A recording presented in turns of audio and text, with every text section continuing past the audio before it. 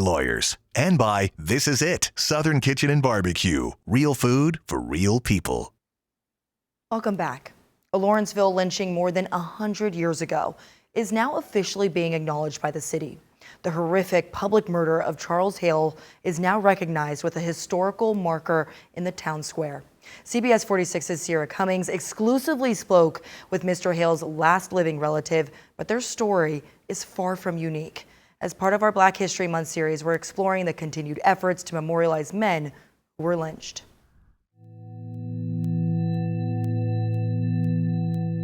A soil collection in memory of men lynched here. The February 19th ceremony was to honor Zeb Long, who was jailed after the 1906 Atlanta race riot, then dragged from his cell and hung by a mob.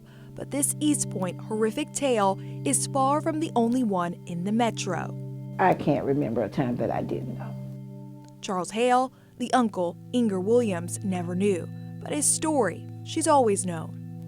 No, my uncle wasn't ever tried. He wasn't ever convicted. He didn't even get a fair chance. He was just murdered.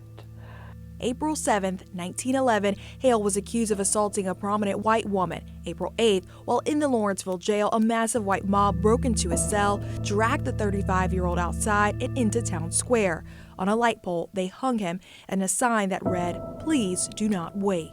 Although they lynched my uncle and they shot him 200 times, his legacy still lives in us. It was her Aunt Willie, Hale's wife, who helped keep the disturbing details alive until she died in the 1980s. One fact which remained evident, historians say the sheriff at the time never intervened. Williams has since talked with the sheriff's last living relative, a granddaughter.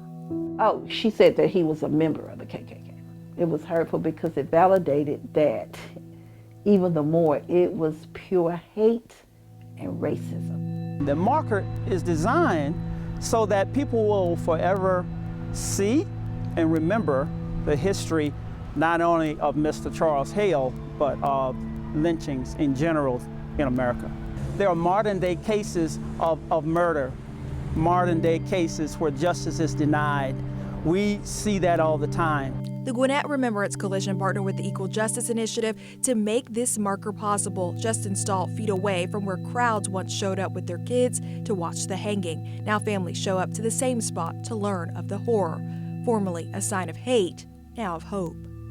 Not just for Lawrenceville, but my hope is that around the world, around the country. In Lawrenceville, Sierra Cummings, CBS 46 News.